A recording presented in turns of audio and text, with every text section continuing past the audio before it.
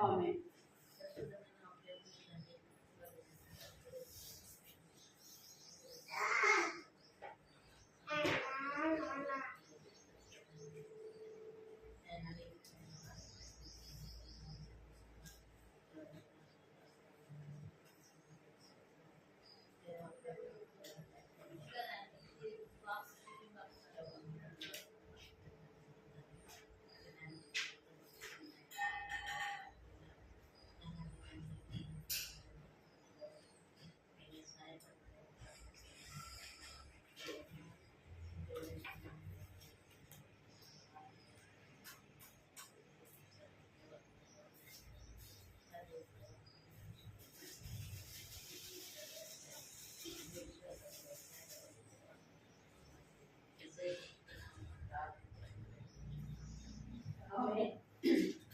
కృపా ప్రేమగా సంధించడం దేవా నీ బంగారు పదవులు స్తోత్రాలు చెల్లిస్తున్నాను తండ్రి.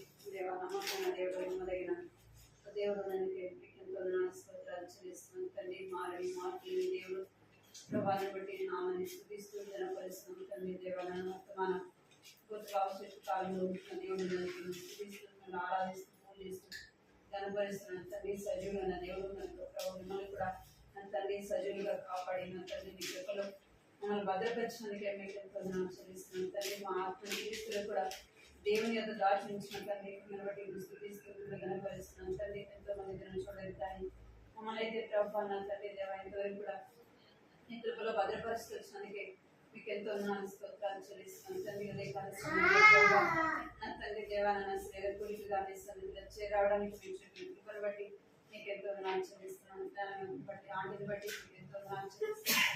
బిడ్డలను రక్షించి ప్రభా నా తండ్రి గారు కూడా నా తండ్రి పరిస్థితులు సేవలు ప్రభావ బిడ్డలను వారికి వాడుకుంటున్నందుకు మీకు ఎంతో చెల్లిస్తున్నాను తండ్రి. కుటుంబంలో ప్రభావం శ్రీల కూడికగా శ్రీలమైన మేము ప్రభావ ఉదయకాల సమయంలో జ్ఞాపకం చేసుకున్నది సన్నిధిలో ప్రార్థిస్తున్నాను తండ్రి. చూపించమని ఈ సన్నిధిలో ప్రార్థిస్తున్నాను తండ్రి. దేవాలయ వచ్చిన వారిని బట్టి మీకు ఎంతో స్తోత్రాలు చెల్లిస్తున్నాను తండ్రి. ఇంకా అనేక మంది స్త్రీలను బిడ్డలైన వారు ఉంటున్నారు ప్రభావ. అయితే ఆయా పనులని సన్నిధికి ఖాళీగా ఉన్నప్పటికీ సన్నిధికి రాలేకపోతున్నారు ప్రభావ. జ్ఞాపకం చేసుకొని సహాయం చేయడం సన్నిధిలో ప్రార్థిస్తున్నాం. రావాల్సిన వారిని నడిపించండి ప్రభావ. చూపించండి శ్రేష్టమైన సమయాన్ని పోగొడుతూ మన ప్రభావం సన్నిధికి వచ్చేస్తున్నాం. చూపించండి సహాయం చేయడం ప్రార్థిస్తున్నాం. పాడే పాటలు ప్రభాని నామని కనపరిచే విధంగా నా తల్లి దేవ హృదయమార మిమ్మల్ని స్థుతించడానికి ప్రభావిలో ప్రార్థించడానికి మా యొక్క గొంతులు మీరు జ్ఞాపకం చేసుకునే తల్లి చక్కని స్వరంలో ఇచ్చిన ప్రభావ కృప చూపించమని సన్నిధిలో ప్రార్థిస్తున్నాను తల్లి.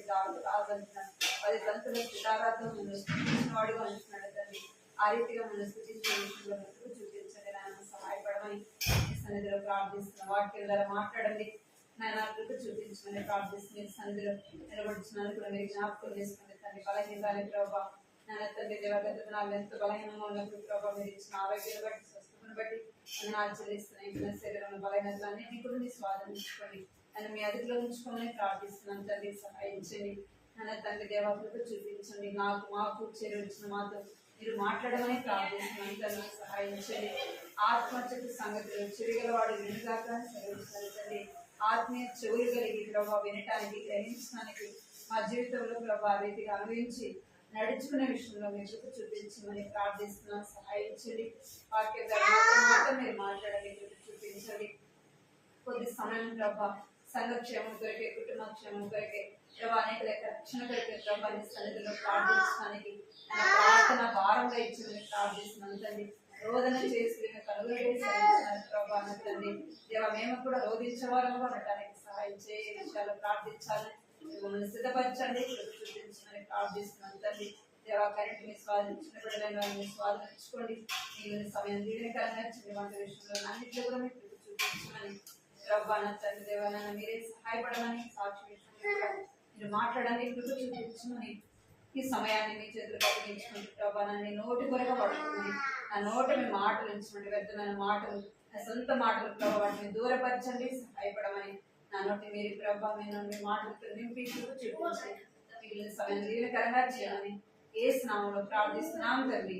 ఆమేన్. మీ మాట్లాడుతూ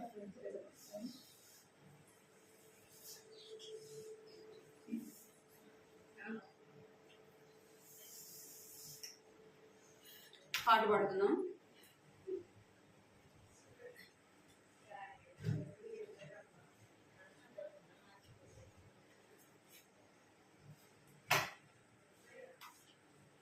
పాట సంఖ్య 177.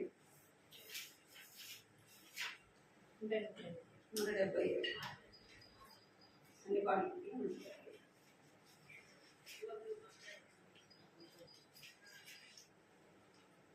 అందరము ప్రభు నిన్ను కొనియాడెదము, అందరము ప్రభు నిన్ను కొనియాడెదము.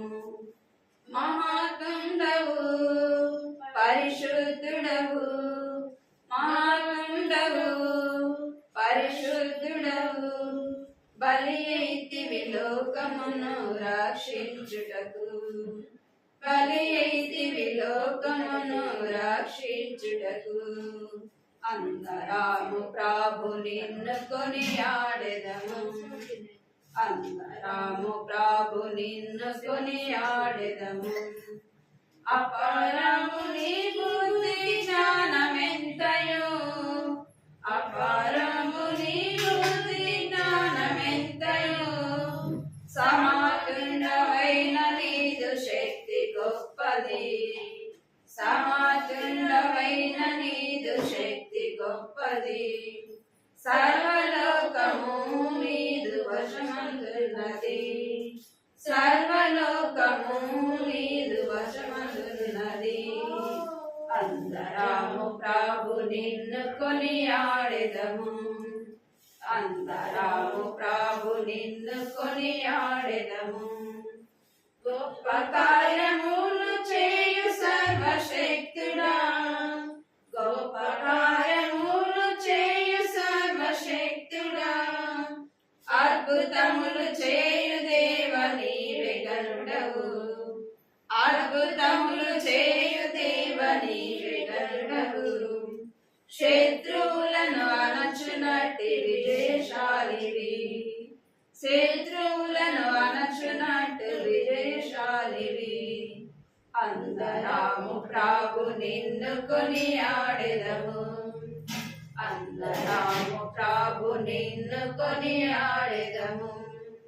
బండవైన ప్రభు మమ్ము స్థిరపరచితివి, బండవైన ప్రభు మమ్ము స్థిరపరచితివి. నీదు మార్గములు ఎంతో అగమ్యంబులు, నీదు మార్గములు ఎంతో అగమ్యంబులు. కుతంత్రములు లేదు నీలో నీతిమంతుడవు, కుతంత్రములు లేదు నీలో నీతిమంతుడవు. అందరము ప్రభు నిన్ను కొనియాడెదము, అందరము ప్రభు నిన్ను కొనియాడెదము. కృపాలండవైన యేసు దయగల దేవా, కృపాలండవైన యేసు దయగల దేవా, దయా కనికరములు గల దీర్ఘశాంతుడవు, దయా కనికరములు గల దీర్ఘశాంతుడవు. వేల వేల తరములలో కృపను చూపెదవు, వేల వేల తరములలో కృపను చూపెదవు. అందరము ప్రభు నిన్ను కొనియాడెదము, అందరము ప్రభు నిన్ను కొనియాడెదము. క్షమించెదవు మానవుల పాపములెల్లా, క్షమించెదవు మానవుల పాపములెల్లా. విరోధులకు ప్రేమ చూపు దయామయుడవు, విరోధులకు ప్రేమ చూపు దయామయుడవు. పాపములను ద్వేషించు న్యాయవంతుడవు, పాపములను ద్వేషించు న్యాయవంతుడా. అందరము ప్రభు నిన్ను కొనియాడెదము, అందరము ప్రభు నిన్ను కొనియాడెదము. ఆత్ముడవు పరిశుద్ధుడవు,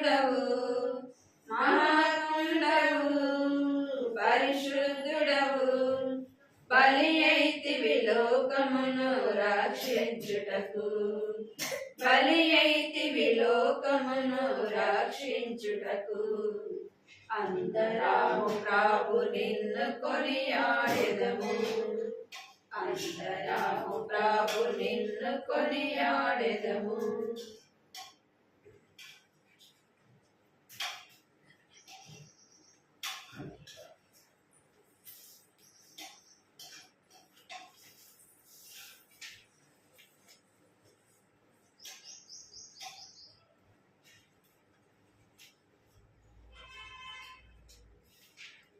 పాట సంఖ్య 477. పాట సంఖ్య 477. ఇన్ని పాటలు 477.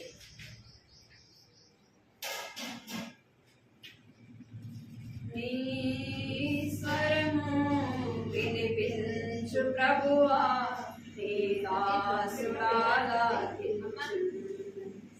నీ స్వరము వినిపించు ప్రభువా, నీ దాసులాలకించు. నీ వాక్యములు నేర్పించు, దాని యందు నడచునట్లు నీతో. నీ వాక్యములు నేర్పించు, దాని యందు నడచునట్లు నీతో. నీ స్వరము వినిపించు ప్రభువా, నీ దాసులాలకించు. నీ స్వరము వినిపించు ప్రభువా, నీ దాసులాలకించు. ఉదయమునే లేచి నీ స్వరము వినుట నాకు ఎంతో మధురము. ఉదయమునే లేచి నీ స్వరము వినుట నాకు ఎంతో మధురము. దినమంతటి కొరకు నన్ను సిద్ధపరచు, రక్షించు ఆపదల నుండి, రక్షించు ఆపదల నుండి. నీ స్వరము వినిపించు ప్రభువా, నీ దాసులాలకించు. నీ స్వరము వినిపించు ప్రభువా, నీ దాసులాలకించు.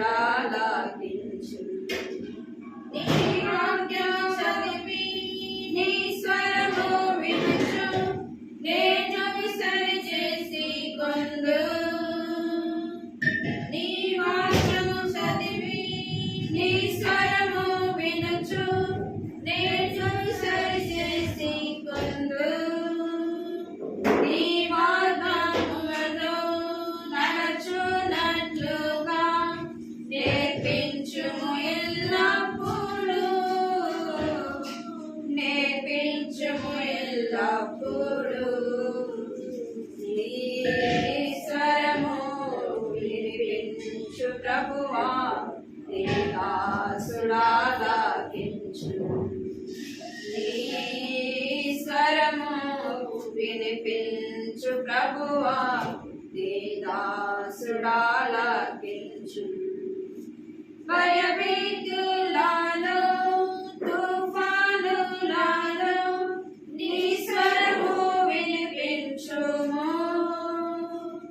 భయభీతులలో తుఫానులలో నీ స్వరము వినిపించుము. అభయము నిమ్ము ఓ గొప్ప దేవా, ధైర్యపరచుము నన్ను, ధైర్యపరచుము నన్ను. నీ స్వరము వినిపించు ప్రభువా, నీ దాసులాలకించు. నీ స్వరము వినిపించు ప్రభువా, నీ దాసులాలకించు. నాతో మాట్లాడు స్పష్టముగా ప్రభువా, నీ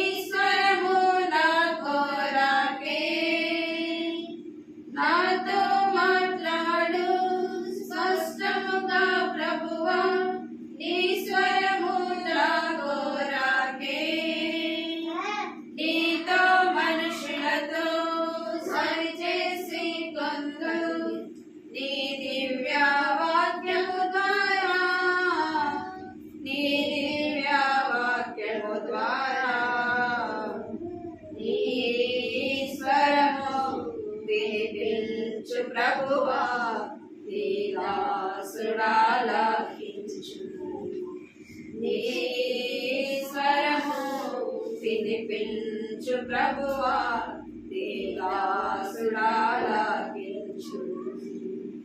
నీ వాక్యమగ్ని సుత్తి వంటిది, అది రెండంచుల గల ఖడ్గం.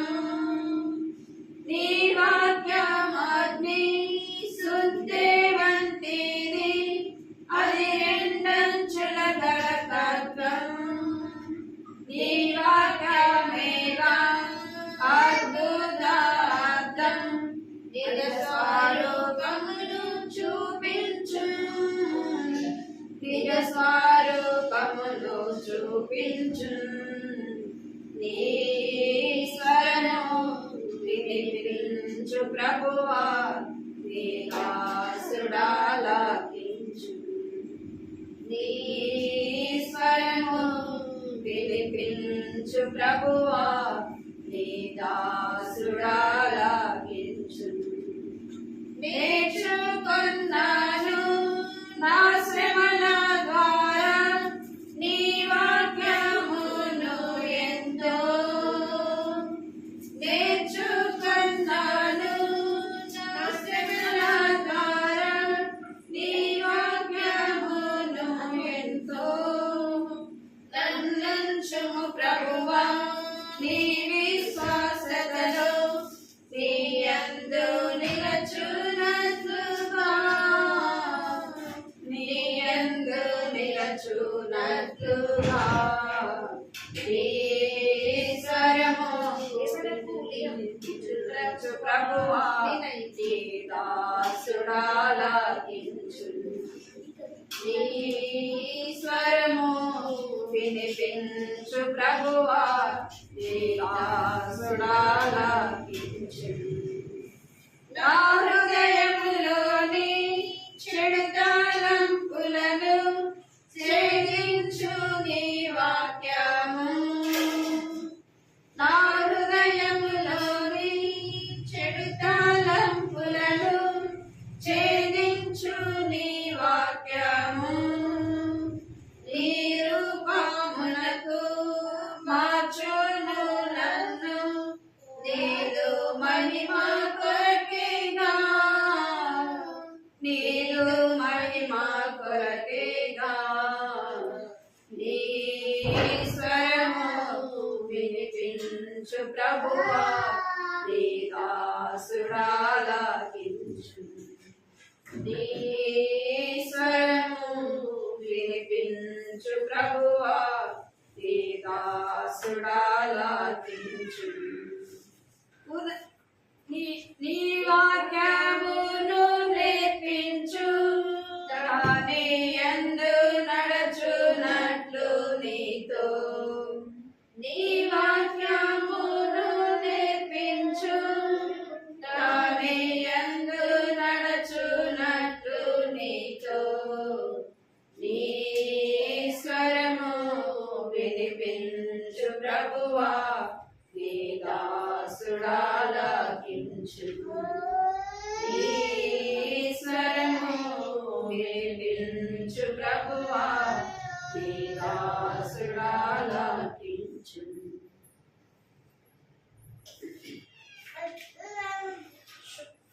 అలా చేయకపోతే సరే ప్రార్థన చేసుకున్నాము.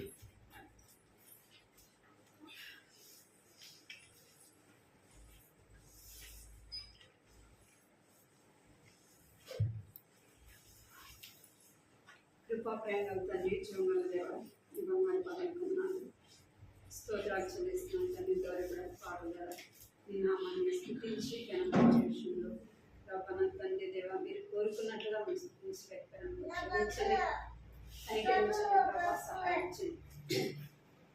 వాక్యం ద్వారా మాట్లాడండి ప్రభా నా తండ్రి. ఈ వాక్యం అనే అర్థంలో ప్రభా మా యొక్క ప్రతి బలహీనతను చూపించండి తండ్రి. నన్ను సరి చేసుకుని ప్రభా నీ సన్నిధిలో ప్రార్థించడం ప్రార్థనతో మా హృదయాలు నింపండి, సహాయం చేయండి. ఇచ్చిన బిడ్డను నడిపించండి, సహాయం చేయండి. సమయాన్ని మీ చేతులకు అప్పగించుకుంటాం. యేసు నామములో ప్రార్థిస్తున్నాను తండ్రి, ఆమేన్.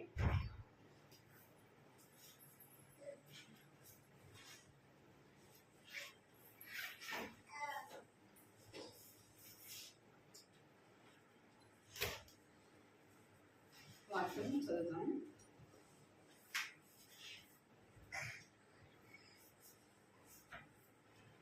సిస్టర్స్ మీటింగ్లో వాక్యాన్ని చదువుతాము ప్రతి వారం కూడా. ఆదికాండము 49:22 తీసి అందరం కలిసి మాత్రం చదువు.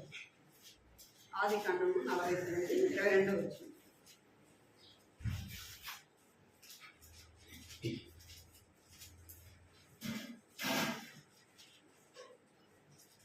అందరం కలిసి ఆ మాటలు చదువు. యోసేపు ఫలించడి కొమ్మ, ఊట యొద్ద ఫలించడి కొమ్మ, దాని రెమ్మలు పొడవుకి వ్యాపించెను. యోహాను సువార్త 15వ అధ్యాయం.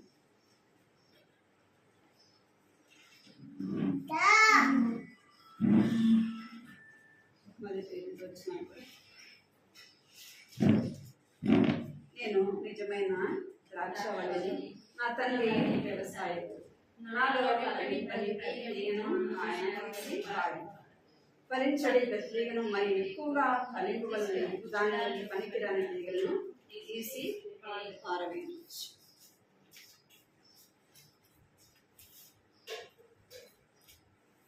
మనము ఒక మాటని చూస్తాము, ఫలించుట. మన జీవితంలో ఏం ఉండాలంట? ఫలింపు అనేది అవసరం. గత వారంలో కూడా మనము చూస్తూ వచ్చినాము. ఎవరి జీవితాన్ని చూస్తూ వచ్చినామంటే అపోస్తలుడైన పౌలుని మనము చూస్తూ వచ్చినాం. ఇంకా పౌలు జీవితంలో తను ఫలించేవాడుగా ఉంటూ వచ్చినాం. వారం కూడా చూస్తాము. ఎవరంటే దావీదుని గురించి కొన్ని మాటలు మనము చూస్తాం. యెషయా గ్రంథము 5వ అధ్యాయం.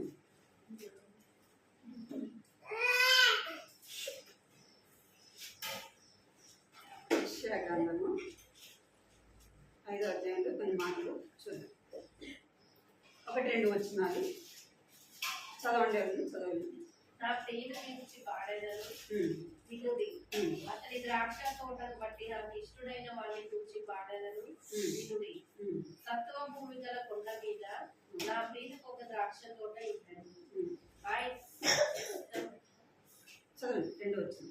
ఆయన దానిని బాగుగా తవ్వి రాళ్ళని ఏరి అందులో శ్రేష్టమైన ద్రాక్ష తీగలను నాటించింది. దాని మధ్యను బూజు ఒకటి వేయించి ద్రాక్ష తొట్టిని తొలిపించింది. ద్రాక్ష పండ్లు ఫలింపవలనని ఎదురు చూచుకునేను, గాని అది కారు ద్రాక్షలు కాచేను. కీర్తనలు 92:13.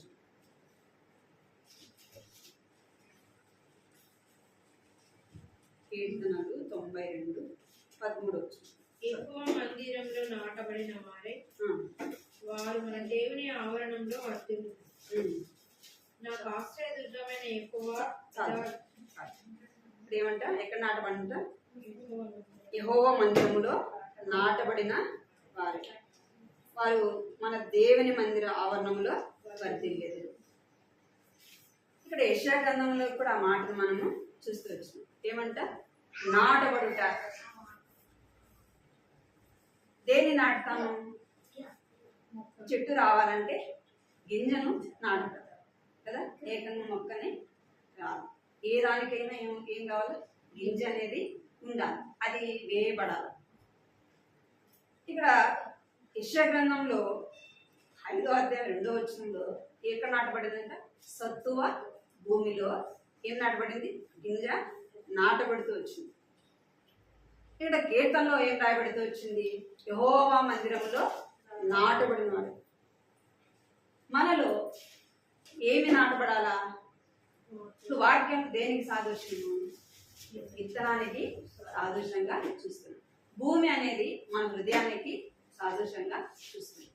మన హృదయంలో ఏమి వేయబడాలంటే దేవుని వాక్యం అనే విత్తనము వేయబడాలి. ఆ విత్తనము వేయబడినప్పుడే అది ఎలా ఉంటుందంటే మొలిచేదిగా చూస్తాం. ఇక్కడ దావీదు ఎక్కడ నాటబడుతూ వచ్చినాడంట? దేవుని మందిరములో నాటబడిన వాడుగా చూస్తాం. దేవుని చేత నాటబడిన వాడుగా చూస్తాం. దావీదు చిన్నప్పటి నుంచి కూడా ఎలా ఉంటూ వచ్చినంట, దేవుని యందు భయభక్తులు కలిగి ఉంటూ వచ్చినాడు. గొర్రెలు మేపేవాడు అయినప్పటికీ, తన గొర్రెలు కాస్తున్నప్పటికీ ఏం చేసేవాడంటే దేవుణ్ణి స్తుతించేవాడుగా చూస్తాం. ఇప్పుడైతే మనకు వాక్యాన్ని చెప్పేవాళ్ళు ఉన్నారు, మందిరం ఉంది కదా, మనకు బోధించే వాళ్ళు ఉన్నారు. ఎన్నో మనం ఆత్మీయంగా బలపడేదానికి ఎన్నో విధాలుగా మనకు సహకారం అనేది ఉపయోగకరమైనవి ఎన్నో ఉన్నాయి కదా. మందిరం ఉంది, చెప్పేవాళ్ళు ఉన్నారు, మందిరం కూడా మనకు అనుకూలంగా ఉంది, అన్నీ అనుకూలంగానే ఉంది. అప్పుడు కాలంలో ఎలా ఉండేది, వాళ్ళకి తల్లిదండ్రులైన వారు బోధించేవారు. చిన్నప్పుడు ధర్మశాస్త్రాన్ని బోధించినారు. ఏం చేస్తూ వచ్చినాడు, తన తల్లి తనకు బోధించుండవచ్చు దేవుని మాట.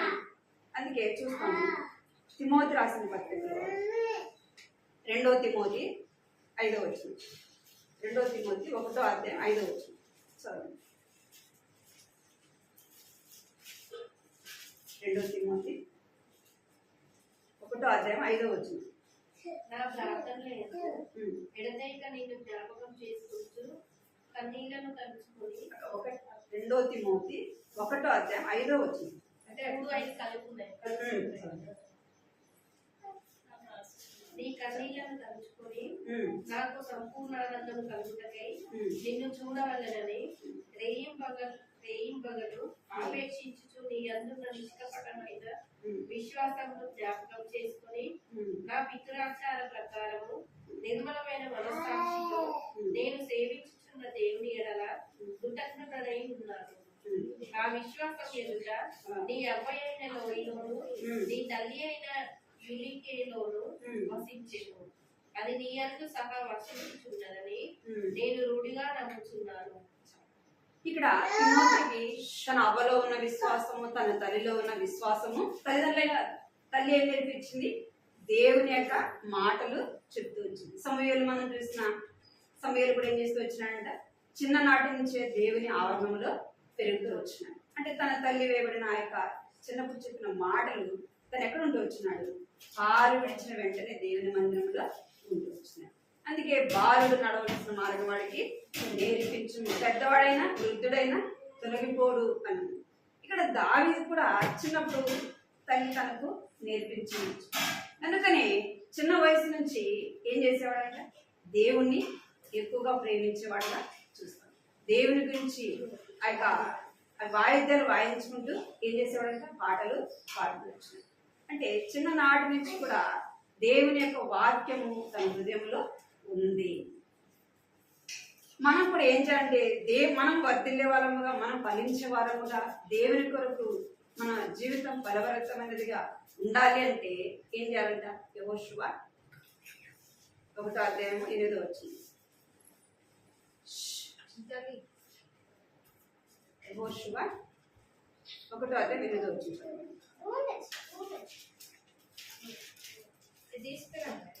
ఈ ధర్మశాస్త్ర గ్రంథమందును నీవు బోధింపగా తప్పిపోకూడదు.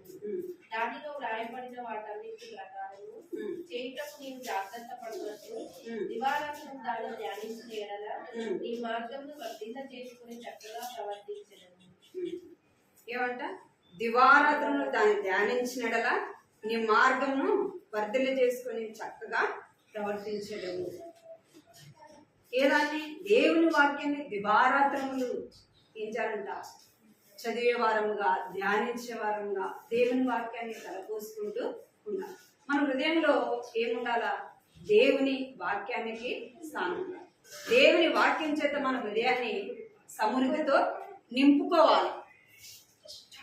మనం అన్నిటితో మన హృదయాన్ని నింపుకుంటాం. దేవుని వాక్యానికి, దేవుని మాటకు ఏమేమి మన హృదయంలో చోటు ఇవ్వము. కనుకనే మనము ఫలించదు. అక్కడ అంటున్నాడు, దివారాత్రములు దాన్ని ధ్యానించిన ఎడల. దావీదు జీవితంలో దేవుని వాక్యాన్ని దివారాత్రములు ధ్యానించిన వాడుగా చూస్తూ ఉంటాం. మనం కూడా దేవుని వాక్యం పట్ల ఆసక్తి చూపించే వారంగా ఉండాలి. దేవుని వాక్యాన్ని మనం ప్రేమించే వారంగా ఉండాలి. దేవుని వాక్యాన్ని మన హృదయంలో ఉంచుకునే వారముగా ఉండాలి. అందుకే కీర్తనలు 1వ అధ్యాయం 3వ వచనంలో రాయబడింది, కీర్తనలు 1వ అధ్యాయం 3వ వచనం. చదవండి.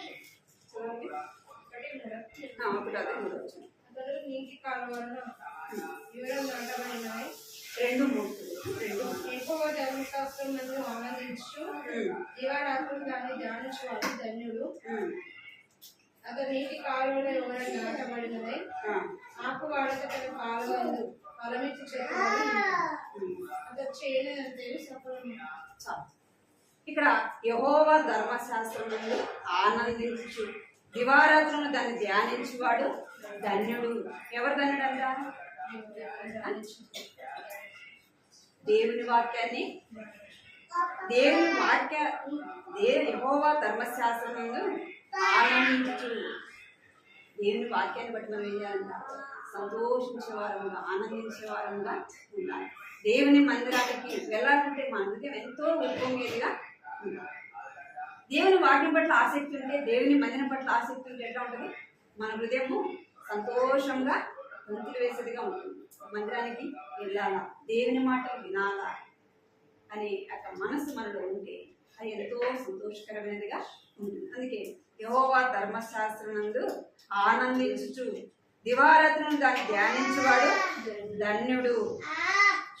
అతడు నీటి కాలు ఎవరైనా నాటబడిన వాడై ఆకు వాడక తన కాలమందు ఫలమిచ్చు చెట్టు వలె ఉండును. మనం పచ్చగా ఉండాలంటే దేవుని మందిరంలో దేవుని వాక్యం చేత, దేవుని మాటల చేత నువ్వేం చేయబడాలి? అనుదినము ధ్యానించే వారముగా, చదివే వారముగా. చదువుతున్నాం వాక్యాన్ని. ఈరోజు చదివినా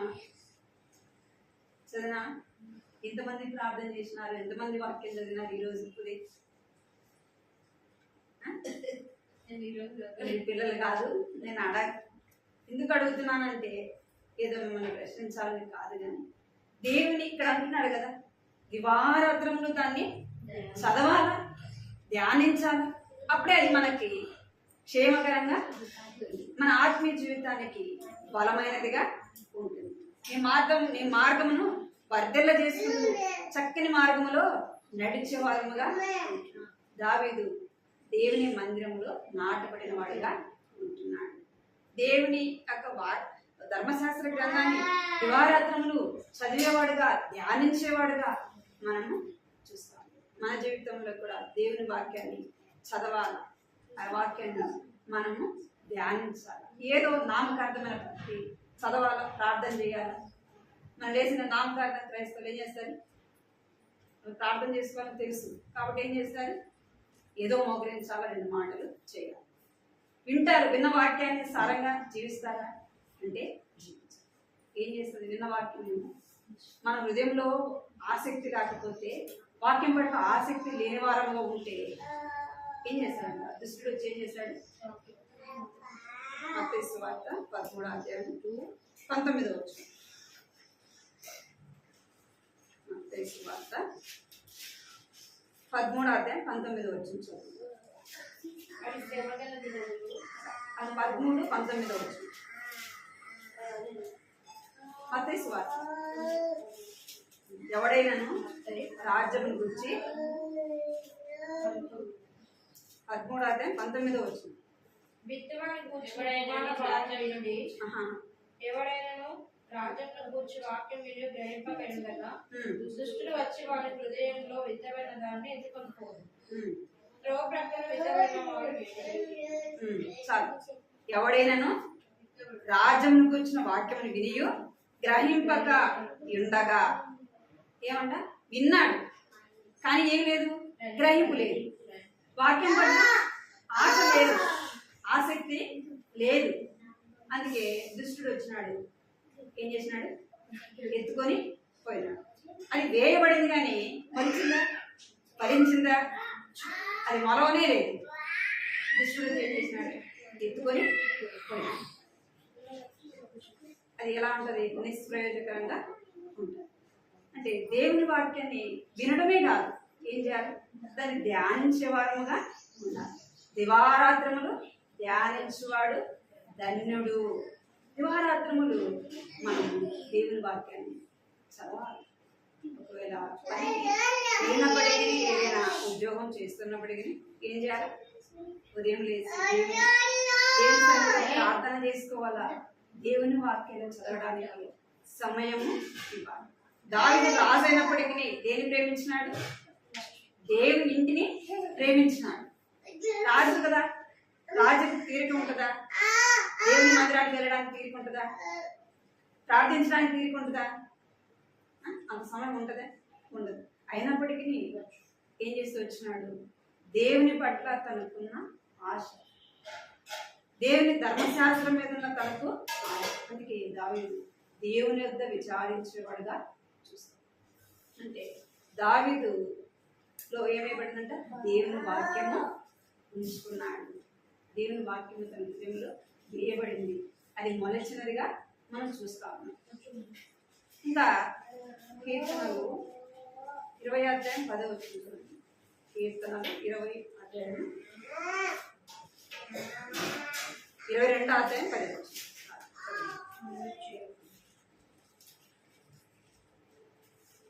9-10 చదివింది. 22. గర్భం నుండి నన్ను తీసిన వాడు నీవే కదా.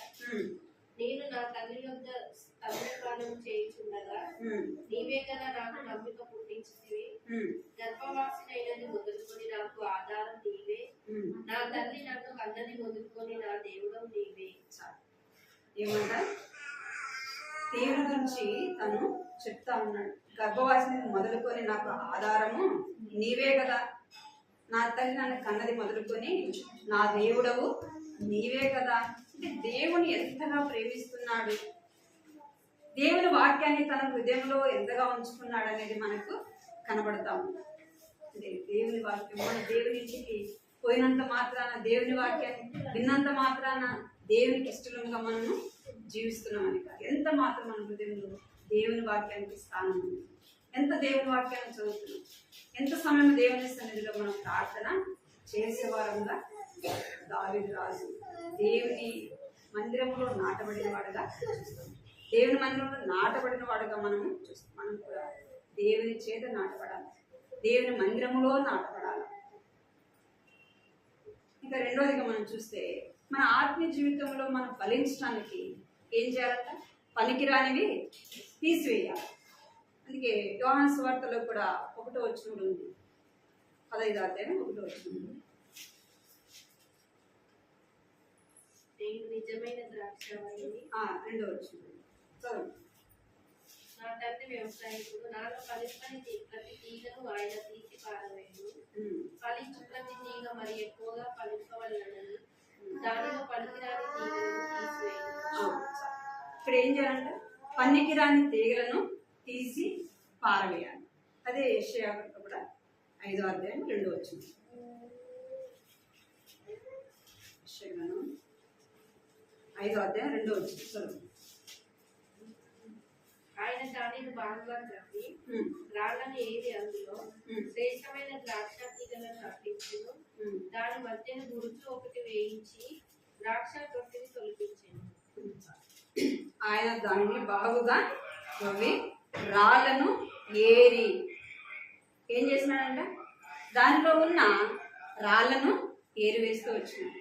యోహాను సువార్త 15వ అధ్యాయం 2వ వచనం, దానిలో పనికిరాని తీగలను తీసి పారవేయాలి. చెట్టు ఫలించాలంటే దాంట్లో ఉన్న ముందు మనం గింజ వేసేటప్పుడు ఏం చేస్తాం?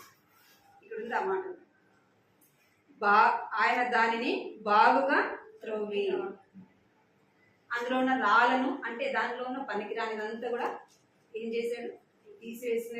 తీసివేసినట్టుగా అక్కడ రాగదు. మనం ఏదైనా గింజ వేసినప్పుడు, ఏదైనా మనం కూర మొక్కలు వేయాలా, ఏదైనా చెట్లు నాటాలంటే ఏం చేస్తాం? బాగా తవ్వుతాం, తర్వాత నీళ్లు పోస్తాం. అప్పుడు ఏం చేయబడుతుంది? భూమి మెత్తగా చేయబడుతుంది, అది సారవంతంగా చేయబడుతుంది. అంటే దాంట్లో ఉన్న పనికిరానిదంతా కూడా తీసివేయాలి. అప్పుడే మనం చెట్టు గింజ వేసినప్పుడు అది మొలిచేదిగా ఫలించేదిగా చూస్తాం. ఇక్కడ ఏమంటున్నాడు? రాళ్ళను ఏరి, అంటే పనికిరానిది ఏం చేయాలి? తీసివేయాలి. నా జీవితంలో మనలో ఉన్న పనికిరానిదంతా కూడా తీసివేయాలి. ఉపమాన గురించి చెప్పినప్పుడు అంటున్నాడు, విత్తనాలు చల్లినప్పుడు ఎక్కడ పడినాయంట? కొన్ని త్రోవ పక్కన పండు. కొన్ని రాతి నేల మీద పడి అవి ఏం చేయలేదు, ఫలించలేదు. ఒకవేళ రాతి నేల మీద వేయబడితే ఏమవుతుంది? గింజ గట్టి నేల మీద వేసినాం అనుకో ఏమవుతుంది? గింజ పడింది కాబట్టి మొలుస్తుంది కానీ ఎదగదు, ఫలించదు, దాంట్లో ఫలాలు కనబడవు. ఎందుకంటే ఏరు లోపలికి పోదు. నా హృదయం కూడా పనికిరానివన్నీ కూడా తీసివేయాలి. కఠినమైనవి, చెత్త చెదారం అవన్నీ తీసివేయాలి. పనికిరాని తీగలన్నీ ఏం చేయాలంటే తీసేయాలి. ఎన్ని ఉన్నాయో మన హృదయంలో ఉండలేవు. ఈ లోక సంబంధమైనవన్నీ కూడా మన హృదయంలో ఉన్నాయి. ఆ మాట కూడా మత్తయి సువార్తలో 13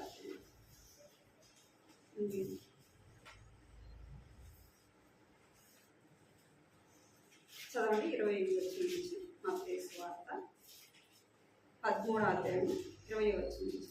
రాతి నేలను విత్తబడిన వాడు వాక్యం విని వెంటనే సంతోషంతో దానిని అంగీకరించువాడు. అయితే అతనిలో వేరు లేనందున అతను కొంతకాలం నిలుచును గాని వాక్యం నిమిత్తము శ్రమ అయినను హింస అయినను కలగగానే అభ్యంతర పడుతుంది. ఇక్కడ ఏమొచ్చిందంటే మొలిచింది. అయితే ఆ లోక సంబంధమైనవన్నీ కూడా తన హృదయంలో ఉండటం వల్ల ఏమొచ్చిందంటే శ్రమ హింస కలగగానే అభ్యంతరపడి తొలగిపోయిన వాడుగా చూస్తాం. మనం కూడా ఈ లోక సంబంధమైనవన్నీ మన హృదయంలో ఉంటే వాక్యం ఎక్కడ ఫలిస్తుంది? వాక్యానికి స్థానం ఎక్కడుంది? ఉందా? ఈ లోక సంబంధమైనవన్నీ నిండిపోయింది. ఇంకా వాక్యానికి ఎక్కడ స్థానం?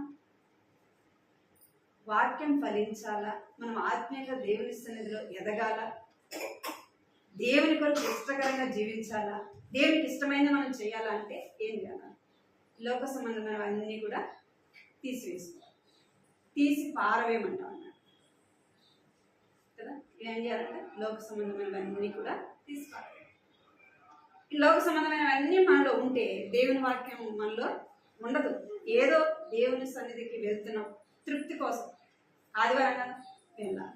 ఈరోజు స్త్రీల గుడికి కదా, ఏదో అంకులు పిలిచినాడు, అన్న పిలిచినాడు, వాళ్ళు పిలిచినారు కాబట్టి రావాలి, లేక రాకపోతే అడుగుతారేమో అనా కదా. అట్లా బలవంతం మీద మనం వచ్చినప్పుడు దేవుని వాక్యం మనలో ఫలిస్తున్నారు. మనలో ఏమున్నారు? ఆశ, తపన, దేవుని వాక్యం పట్ల ఆకలి అనేది ఉండాలి. మనం ఆకలి కలిగినప్పుడు, ఆకలి వేసినప్పుడు మనం తొందరగా వెళ్ళి వేసుకొని తింటాం అనా కదా. ఎవరో వచ్చి పెట్టినాక మన ప్లేట్లో వేసినా తాగుతామా? ఏం చేస్తాం? మనకు ఆకలి వేసుకున్నట్టు మనమే వెళ్ళి తీసుకొని తింటాం అన్నమాట. బలవంతంగా తినిపిస్తే ఎంత తింటారు? పిల్లలైనా తింటారు. బలవంతము అనేది ఏముండదు, మన ఆత్మీయ జీవితానికి క్షేమము కలిగించదు. అది ఎంత మాత్రం ఫలించదు. ఏం చేయాలంటే పనికిరానివన్నీ కూడా తీసివేసుకోవాలి. అందుకే దావీదు అంటాడు కీర్తన 51వ అధ్యాయంలో ఏమంటున్నాడు? అక్కడ ప్రార్థన చేస్తా ఉన్నాడు చూడండి. 50వ అధ్యాయం 10వ వచనం చదువు. 10-11 చదువు. కీర్తనలు 51వ అధ్యాయం. దేవా నా యందు శుద్ధ హృదయం కలుగజేయుము, నా అంతరంగంలో స్థిరమైన మనస్సును నూతనముగా పుట్టించు. నీ సన్నిధిలో నుండి నన్ను త్రోసివేయము, నీ పరిశుద్ధాత్మను నా యొద్ద నుండి తీసివేయము. నీ రక్షణ ఆనందము నాకు మరలా పుట్టించుము, సమ్మతి గల మనసు కలుగజేసి నన్ను తృప్తిపరచుము. ఏమంటున్నాడంటే ఇక్కడ చెప్తా ఉన్నాడు అంటే దేవుని యెహోవా నా యందు శుద్ధ హృదయము కలుగజేయుము, నా అంతరంగంలో స్థిరమైన నూతన మనసును నూతనముగా పుట్టించుము, నీ సన్నిధిలో నుండి నన్ను త్రోసివేయకుము, నీ పరిశుద్ధ ఆత్మను నా యొద్ద నుండి తీసివేయకుము, నీ రక్షణ ఆనందం నాకు మరలా పుట్టించుము.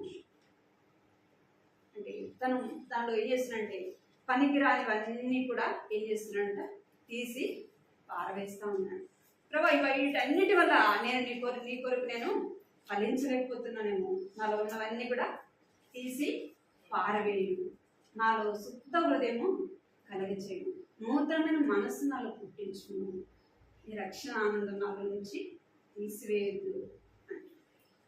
ఒకవేళ లోక సంబంధమైనవి తనలో ఉండుట వల్ల దేవునికి ఒకవేళ దూరమై తన మనసాక్షి తనతో మాట్లాడింది. అందుకే తను మరలా దేవుని సన్నిధిలో ప్రార్థన చేస్తాము, రక్షణ ఆనందం నాకు మరలా పుట్టించుము. అంటే మనలో ఉన్న పనికిరానివన్నీ కూడా తీసివేసినప్పుడే పరిశుద్ధ ఆత్మ దేవుడు మనలో ఉంటాడు, రక్షణ ఆనందం మనలో ఉంటుంది. లోక సంబంధమైనవన్నీ మనలో ఉంటే వాటన్నిటి ద్వారా మనం విచారము, వాటన్నిటి విషయంలో మనం ఆలోచన, వాటి మీదనే మన మనసు ఉంటుంది. ఈ లోక సంబంధమైన మన హృదయంలో ఉంటే వాటిని ఏం చేయాలంటే తీసి పారవేయాలి. మనం పారవేసుకుంటామా? మన వల్ల అవుతుందో అది దేవుణ్ణి అడగాలి. ప్రభా నాలో ఉన్న పనికిరానివన్నీ కూడా తీసివే ప్రభా, వాటన్నిటి వల్ల నేను నీ కొరకు ఫలించలేకపోతున్నానేమో, నీ కొరకు ఇష్టంగా నేను జీవించలేకపోతున్నానేమో అని దావీదు రాజు అడిగినట్లుగా మనం అడగాలి. పనికిరానివన్నీ కూడా తీసి పారవేయాలి. మనకి ఏది అవసరమో దేవుడికి తెలుసు. మన కుటుంబంలో కానీ వ్యక్తిగతంగా కానీ వీటన్నిటి విషయంలో నీకు నాకు అవసరమైంది ఎవరికి తెలుసు? దేవునికి తెలుసు. వాటన్నిటి విషయం మనం చింతిస్తూ ఉన్నాం అనుకోండి, వాటి మీదనే మన మనసు ఉంటుంది. అందుకే మీ చింత యావత్తు నా మీద వేయుడి అంటాడు. నేను ఒకటి చెప్తాను, నేను ఎప్పుడు కూడా ఏం చేస్తానంటే ఏదో ఒకటి ఆలోచిస్తూ ఉంటాను. కుటుంబ విషయంలో అయినా సరే, ఏదైనా ఇది ఎట్లా చేయాలా, అది ఎట్లా చేయాలా అని. దాని ద్వారా ఎవరికి నష్టం? నాకే నష్టం కదా. ఆలోచించడం ద్వారా ఏమొస్తుంది? తలనొప్పి వస్తుంది, ఇంకెక్కువ మాట్లాడే బీపీ కూడా వస్తుంది. అంతేనా? లోక సంబంధమైన గురించి ఆలోచిస్తాను. ఈ సంవత్సరం వాగ్దానం ఏంటంటే నాకు ఆయన మిమ్మల్ని గురించి చింతించుచున్నాడు. ఆ వాగ్దానం చూడంగానే నాకు అనిపించింది, నేను ఎప్పుడు ఆలోచిస్తూ ఉంటాను కాబట్టి దేవుడు ఏమి ఇచ్చాడు నాకు? ఆయనే మిమ్మల్ని గురించి చింతించుచున్నాడు. ఇంత ఆ మాట ద్వారా నాకు అవును, ఈ లోక సంబంధమైన వాటి విషయం దీన్ని కూడా చింతించకూడదని దేవుడు నాకు జ్ఞాపకం. అంటే లోక సంబంధమైనవి మనలో ఉంటే, వాటి విషయం మనం చింతిస్తూ ఉంటే, వాటి విషయం మన దృష్టి ఉంటే, మన దేవుని కొరకు ఫలించలేదు. వాటన్నిటిని కూడా తీసి పారవేస్తాం. మనం ఆత్మీయంగా బలపడాలంటే దేవుని ఇంటిని మనం ప్రేమించే వారంగా ఉండాలి, ధర్మశాస్త్రాన్ని ప్రేమించే వారంగా ఉండాలి, దేవుని వాక్యాన్ని చదివి ధ్యానించే వారముగా ఉండాలి. ప్రభా నేను ఏమి నీ కొరకు చేయాలి, నీ కొరకు ఎట్లా ఫలించాలి, నా జీవితం ఫలభరితమైనది ఎలా ఉండాలి నాకు నేర్పించు ప్రభా అని దేవుని వాక్యాన్ని మనం దేవుని సన్నిధిలో ప్రార్థించి మన వాక్యం చదివినప్పుడు దేవుడు ఏం చేశాడు? దేవుని వాక్యం ద్వారా మాట్లాడు.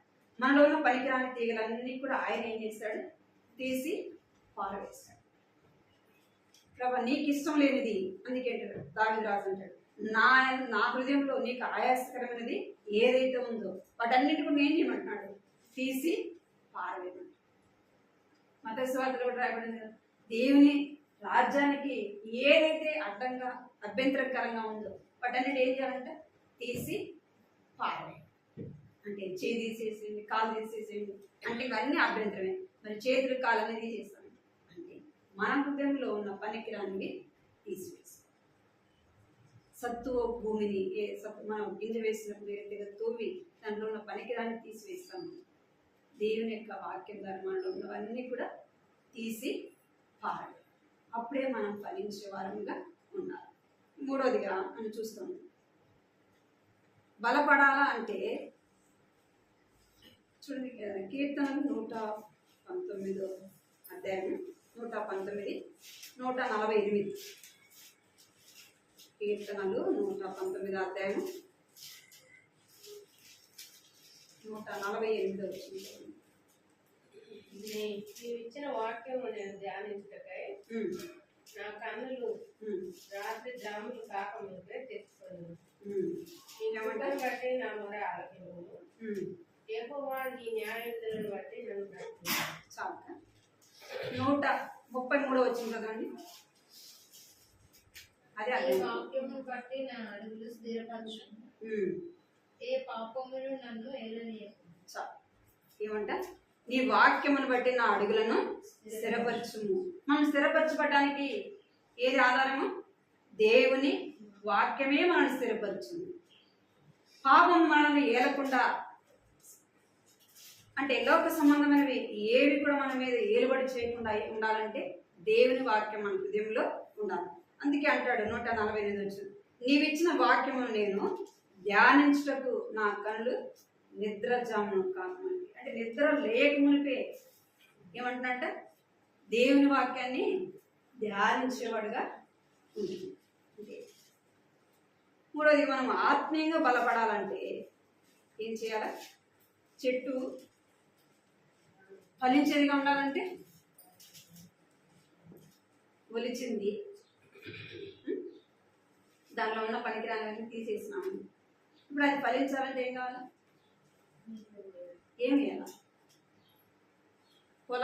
పొలం వేస్తాం అనుకోండి, గొర్రె వేస్తాం, ఏమేస్తాం? ఎరువు వేస్తాం కదా. దానికి బలంకి ఎరువు వేస్తాం. ఇంకా పురుగు పట్టకుండా మందు కూడా కొడతాం. మరి మనకు కూడా ఎరువు వేయాలి, పురుగు మందు కూడా కొట్టాలి కదా. ఫలించకుండా ఏం చేస్తున్నాం? మొక్క అయితే మొలిచింది కానీ మనలో ఫలాలు లేవు. ఇప్పుడు ఎరువు వేయాల, ఇంకా పురుగు మందు కూడా కొట్టాలి. చూడండి, లూకాసు వార్త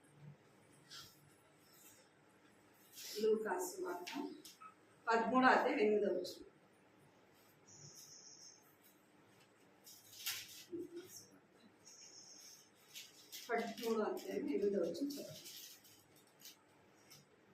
అయితే వాడు, అయ్యా నేను దాని చుట్టూ తవ్వి ఎరువు వేయి మట్టుకు ఈ సంవత్సరం కూడా ఉండదు. ఏమంట? దాని చుట్టూ త్రవ్వి ఎరువు వేయి మట్టుకు ఈ సంవత్సరం కూడా ఉండలేదు.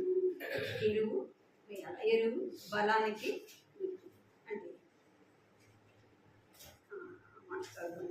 హెబ్రీ రాసిన పత్రిక 13వ అధ్యాయం 7వ వచనం. హెబ్రీ రాసిన పత్రిక 13వ అధ్యాయం 7వ వచనం. మీరు దేవుని వాక్యం బోధించి మీ పైన నాయకులుగా ఉన్న వారిని జ్ఞాపకం చేసుకుని వారి ప్రవర్తన శ్రద్ధగా తలంచుకోవచ్చు, వారి విశ్వాసమును అనుసరించు. మీకు దేవుని వాక్యమును బోధించి మీ పైన నాయకులుగా ఉన్నవారిని జ్ఞాపకం చేసుకుని వారి ప్రవర్తన ఫలమును శ్రద్ధగా తలంచుకొనుచు వారి విశ్వాసమును అనుసరించుడి. అంటే ఇక్కడ వేరువు అనేది బలానికి గుర్తుగా మనం చూస్తాం. దేవుని వాక్యాన్ని చదవాలా, ధ్యానించాలా, సరైన మార్గంలో మనం నడవటానికి, మనం బలపడడానికి దేవుని వాక్యాన్ని మనం ఎక్కువగా చదవాలి. రెండోదిగా మనము దేవుని ఇంటిలో కనబడే వారముగా ఉండాలి. దేవుని సన్నిధిని ప్రేమించే వారముగా ఉండాలి.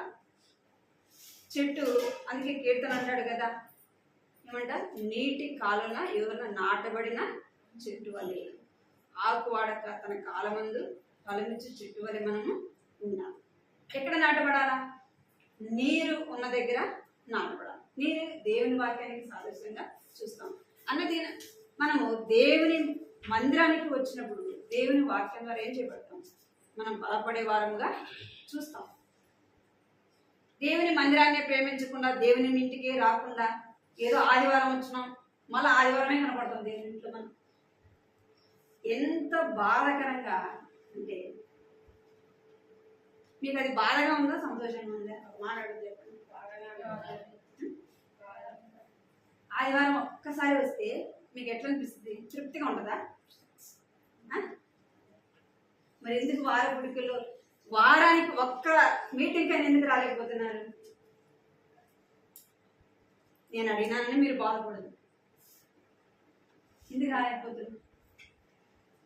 మనం రాకపోవడం వల్ల మనమే నష్టపోతాం. రాకపోవడం వల్ల ఎందుకు మనమే మనం తినకపోతే మనమే బలహీనతగా చేయబడతాం.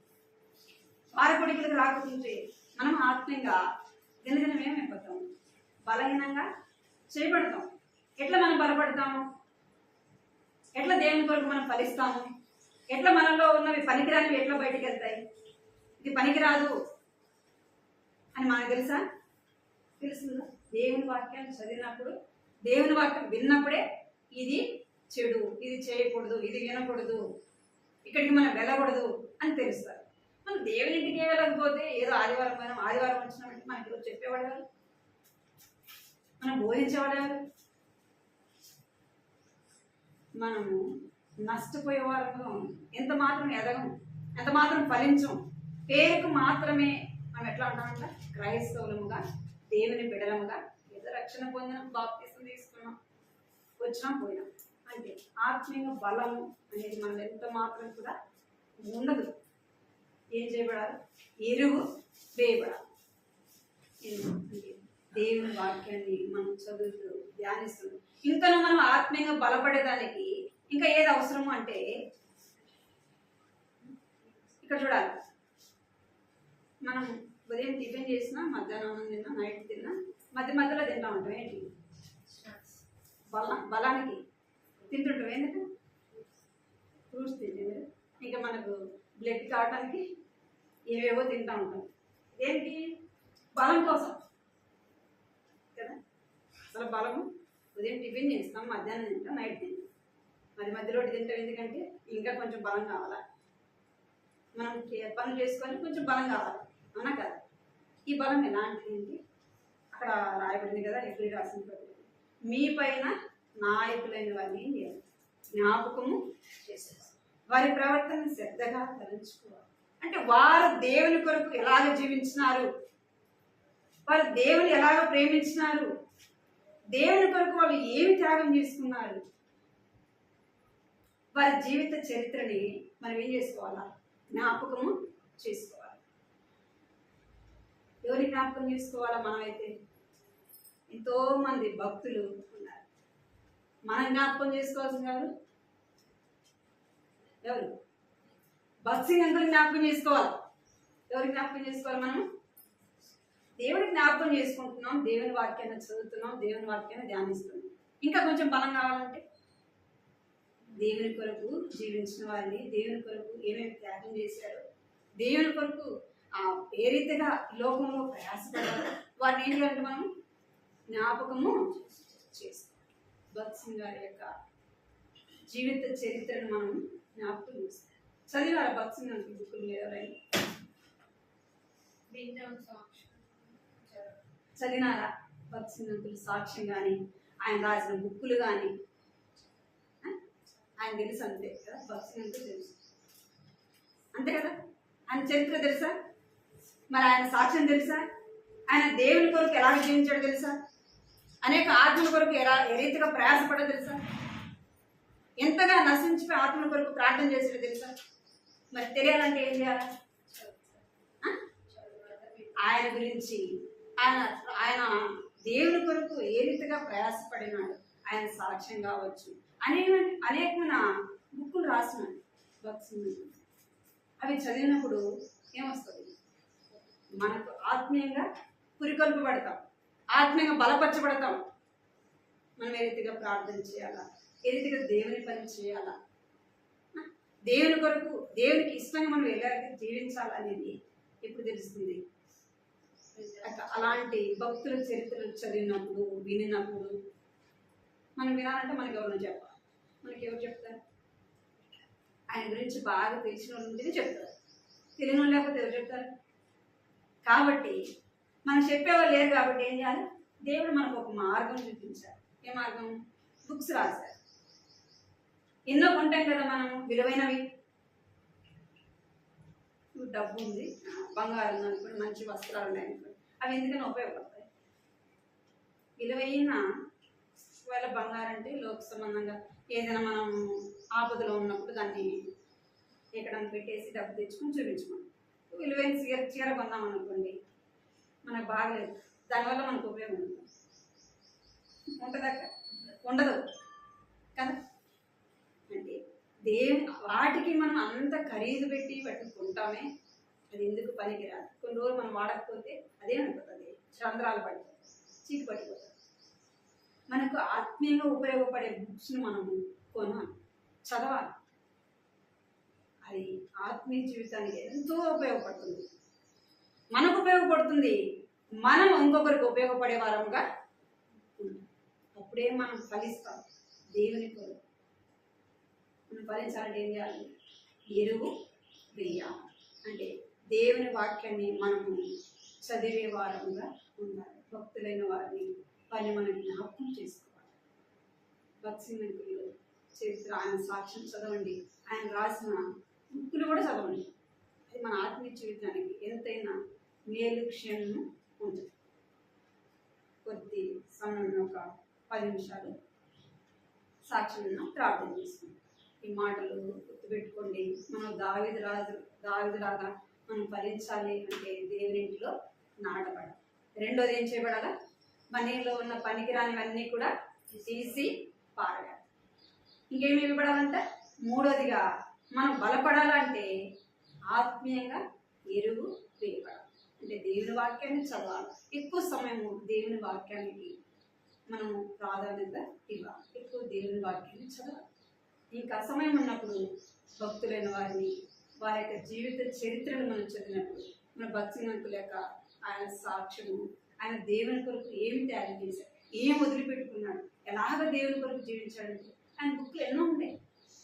కావాలంటే మన దగ్గర కూడా ఉంటాయి, వాటిని తీసుకొని చదవండి. సమయం ఉంటుంది, వాటి ద్వారా మనకు ఆత్మీయంగా ఎంతో పని. ఒక 10 నిమిషాల సాక్ష్యము.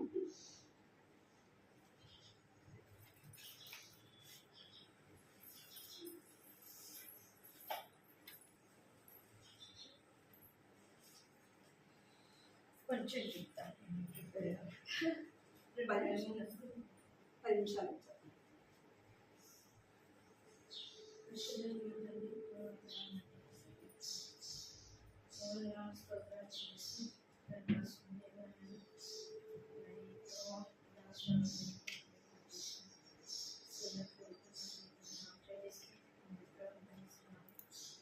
ఆత్మతో అభిషేకించి చెప్పగలను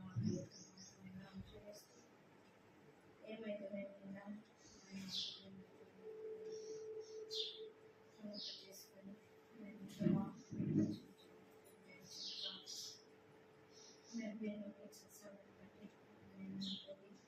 సాక్ష్యాన్ని చెప్పగలను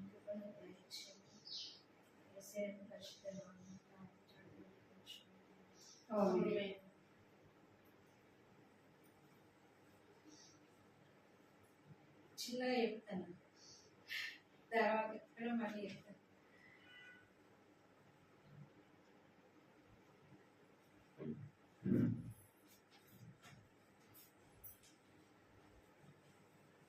నేను నా పిల్ల తమ్ముడు. నేను చిన్నప్పటి నుంచి మా అమ్మ అంటే మేము ఒకటే ముందు ఉండే అమ్మ వాళ్ళంతా హిందూ బ్యాక్గ్రౌండ్, ఇటు అత్తమ్మ వాళ్ళు వీళ్ళంతా బ్యాక్గ్రౌండ్లో హిందూసే వాళ్ళు కూడా. అయినా అమ్మ వాళ్ళు మ్యారేజ్ అయినప్పటి నుంచి వాళ్ళకి ఏం ప్రాబ్లమ్స్ ఉండవు అంత తెలియదు, తర్వాత తెలుస్తుంది. కానీ అయితే అమ్మ మేము పుట్ట ముందు నుండే దేవుని నమ్ముకొని వీళ్ళు క్రమంగా మంత్రానికి వెళ్తూ వచ్చింది. నాన్న కూడా ఫస్ట్ నుండి బాగానే ఉండేది, వాళ్ళు వెళ్ళే వాళ్ళు వచ్చేవాళ్ళు. తర్వాత మళ్ళీ నేను పుట్టినప్పటి నుండి అయితే మేము చర్చికి వెళ్ళేవాళ్ళం. చిన్నప్పటి నుండి వాకింగ్ క్రమంలో మాకు కుటుంబ ప్రార్థన అంటే ఇంటి దగ్గర మామయ్య వాళ్ళ ఇంటికి మేము అందరం కలిసి వెళ్ళేది. వాళ్ళ ఇంట్లో రోజు నైట్ కుటుంబ ప్రార్థన వాళ్ళ ఇంట్లో ఉంటే మేము వెళ్ళేది. అక్కడ నుంచి చిన్నప్పటి నుంచి మేము ఈ అమ్మ గ్రామం ప్రార్థనగా పెంచింది కాబట్టి మేము చిన్నప్పటి నుంచి ఇక ప్రార్థన ఉండేవాళ్ళం.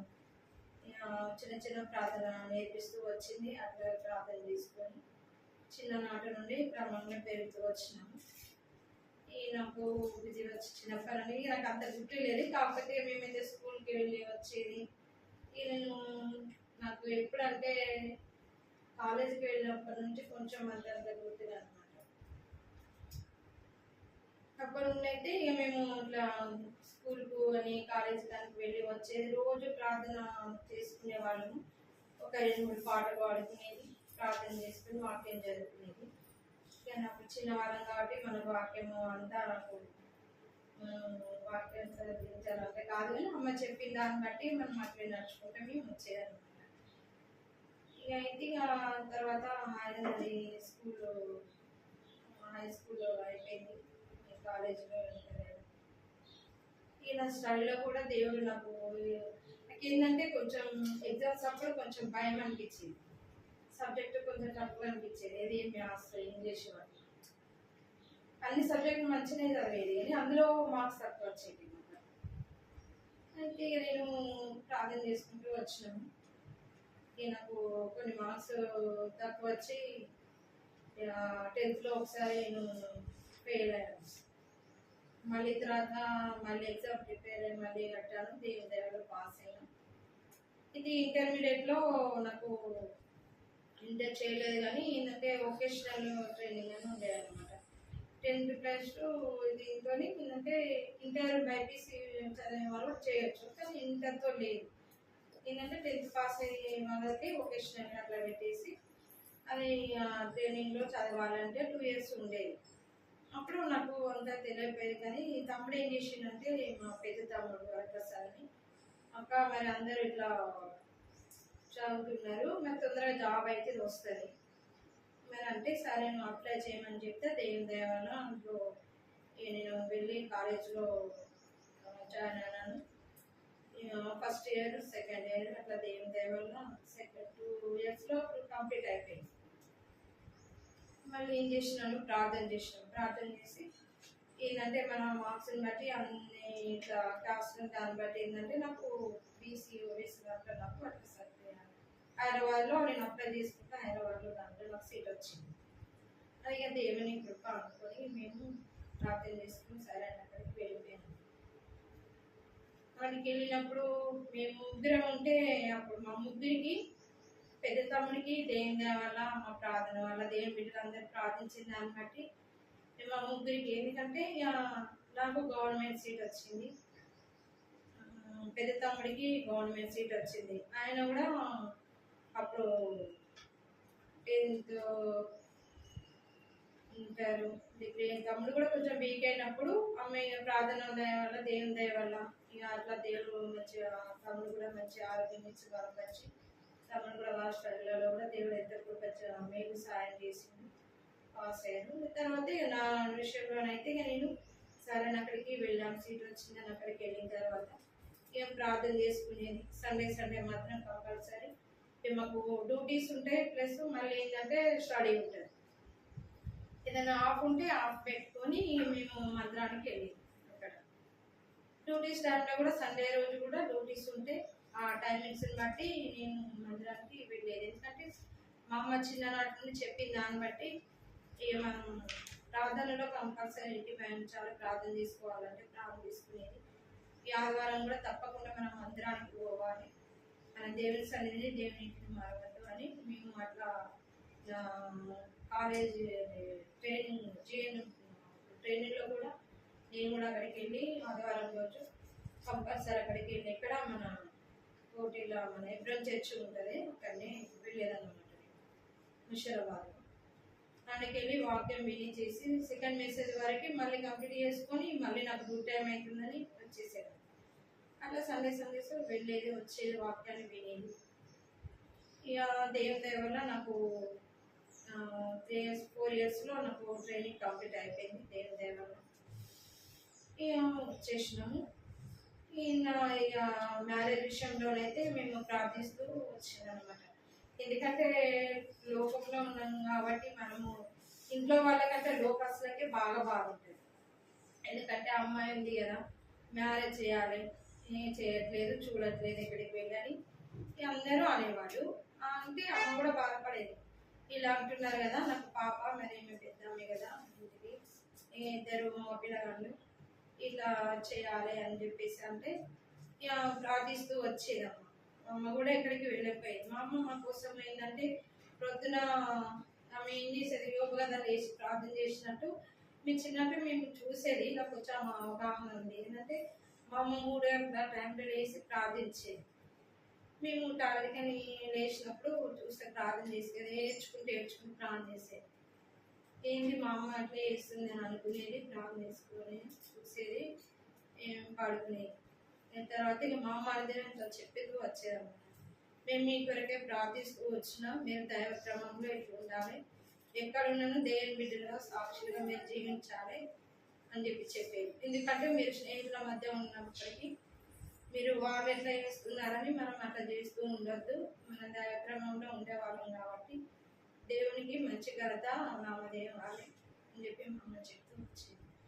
అట్లా మేము పెరుగుతూ అట్లా వచ్చినాం. ఇక నా ట్రైనింగ్ కంప్లీట్ అయిపోయింది. వచ్చిన తర్వాత ఇక మేము మళ్ళీ కరీంనగర్లో నేను జాబ్ చేస్తున్నాను, ప్రైవేట్ హాస్పిటల్లో చేస్తున్నప్పటికీ ఈయన మ్యారేజ్ విషయంలో అయితే ఇంతవరకు అయితే మాకు ఎలాంటి ఏం లేదు. ఈయన మ్యారేజ్ విషయంలో అయితే అందరూ బాగా అన్నిలుగా ఉంటున్నట్టు మా బంధువులు చుట్టుపక్కల వాళ్ళు ఏంటి అమ్మాయి మ్యారేజ్ చేయరా అట్లా అది ఇది అనేవాళ్ళు. నాతో కూడా అమ్మ వాళ్ళు అంటే నేను అనుకునేది, దేవా మరి మీరే నాకు తోడు ఉన్నారు, మరి మ్యారేజ్ విషయంలో అంటే మాత్రం వాళ్ళు అంటున్నారని తొందరపడ్డాయి కాదు, ఏమైనా మీరే నాకు వాక్యం ద్వారా మాట్లాడాలి, మీరే నడిపించాలి అని చెప్పేసి మేము ప్రార్థన చేసుకుంటే దేవుడు వాక్యం ద్వారా మాట్లాడేది. ఏమనంటే నేను అవన్నీ నాకు కూడా గుర్తుకు లేవు చెప్పాలంటే. ఏంటంటే వాక్యం ద్వారా ఏమని మాట్లాడేదంటే అబ్రాహాము శారాల వాళ్ళ గురించి నా ముందు తీసుకొచ్చింది. ఎందుకంటే మనము పెద్దవాళ్ళు ఏమైపోతున్న వయసు అయిపోతుంది, చిన్నప్పుడే నుండే చేయాలి పెళ్ళిళ్ళు, ఇంత లేట్గా ఇట్లనా అది అని చుట్టుపక్కల వాళ్ళు వీళ్ళు అంటూ వస్తున్నప్పటికీ ఇక దాన్ని బట్టి మేము ప్రార్థిస్తూ వచ్చినప్పుడు దేవుడు వాక్యం ద్వారా మాట్లాడి, ఎందుకంటే మనం దేవుడి మీద ఆధారపడుతున్నప్పుడు దేవుడు మన అక్కల అవసరాలు అన్ని దేవుడు ఏ టైంలో దేవుడు ఏ సాయం చేయాలో దేవుడే చేస్తాడు. కాకపోతే వాళ్ళని బట్టి మా అమ్మ వాళ్ళు కూడా అంటూ అనేవాళ్ళు. అంటే నాకు అనిపించేది, అమ్మ నువ్వు ఇంత వాక్యం తెలిసింది, నువ్వు వాళ్ళు అంటున్నారని మా గురించి బాధపడి నువ్వు మాకు చెప్పేది పోయి నువ్వు కూడా వాళ్ళ మాటలు బట్టి నువ్వు ఇట్లా అనుకుంటున్నావు, ప్రార్థన చేద్దాం దేవుడు సాయం చేస్తాడు అనుకుంటే దేవుడు అబ్రాహాముతో శారాతో మాట్లాడింది కదా, నువ్వు వాగ్దానం ఇచ్చిన వాళ్ళు వాగ్దాన రూపంగా వాళ్ళ కుమారుని ఇచ్చినట్టు వాళ్ళకు అట్లా చేసినట్టు దేవుడు మరి ఆ వాక్యం ద్వారా నాతో మాట్లాడినమ్మా దేవుడు సాయం చేస్తాడు ఎక్కడికైనా అనుకునేవాడు. ఆ రీతి అని అనుకొని మాకు తెలిసిన అంటే వాళ్ళు కూడా సంబంధం తీసుకొచ్చి మనం చూసి సరే చేసుకుంటామన్నారు. కానీ నాకెందుకు మనసు ఒప్పుకోలేదు. ఎందుకని మంచిదమ్మా వెయిట్ చేద్దామని నేను నా పని చేసుకుంటూ డ్యూటీలో కూడా నమ్మకంగా నా పని ఏందో దేవుని మందిరం ఏందో నేను రూమ్లో హాస్టల్లో ఉన్నప్పటికీ ప్రార్థన చేసుకుంటూ రావచ్చు. అంటే దేవుని గ్రామంలో పెరుగుతూ వచ్చినాం. కానీ ఎప్పుడైతే డ్యూటీస్ చేస్తూ వచ్చినామో ఇక తర్వాత మ్యారేజ్ అయింది. ఇక కొంత దాన్ని బట్టి ఇక అట్లా మ్యారేజ్ అయినా కూడా మేము వెళ్తూ వచ్చాము. ఇక కొన్ని ఎందుకంటే ఇక్కడికి వచ్చిన తర్వాత అప్పటి నుంచి కొంచెం ఎందుకంటే ఇక మందిరానికి రాలేక కొన్ని పరిస్థితులను బట్టి కొంచెం అట్లా పనులను బట్టి రాలేకపోతున్నాము. ఇక అందువల్ల దేవుడు క్షమించాలి, అక్క క్షమించాలి. నేను కూడా ఇక ముందు కూడా అన్నిట్లలో పాల్గొంది వాక్యం సార్లు మనం చెప్పిన దాన్ని బట్టి మన హృదయాలు పలుక చేసుకొని మనం కూడా వారి క్రమంలో పొందినట్టు దేవుడు కూడా మాకు ప్రతి అవసరం కల్పించిన ప్రార్థించగలరు. వీడైతే మరొకసారి నేను కూడా సాక్ష్యం మంచిగా మీతో సంపూర్తిగా ఉంచుకుంటాను. నేను చెప్పలేకపోతున్నాను. దయచేసి ఇచ్చిన సార్లను బట్టి ఈ వందనాలు చెల్లించుకుంటూ మరి ముఖ్యంగా ఏంటంటే నేను నా స్టడీ విషయంలో మ్యారేజ్ విషయంలో దేవుడు ఎంతో సహాయం చేశాడు. వాగ్దాన రూపకంగా చిన్న బిడ్డలు కూడా ఇచ్చిండు. ఇప్పుడు కూడా దేవుడు ఎన్నో మేలు చేస్తున్నాడు. కానీ వాటిని మనం ఏంటంటే మందిరంలో వారికి కార్యక్రమాలు రాలేక తప్పిపోయి ఉంటుంది. వాక్యం చెప్పిన బట్టి మనం కూడా అలా నడుచుకుని ఉంటే దేవుడు ఎన్నో మేలు చేస్తాడు. ప్రార్థన చేసుకున్నాము. దేవుని వాక్యాన్ని విన్నాము.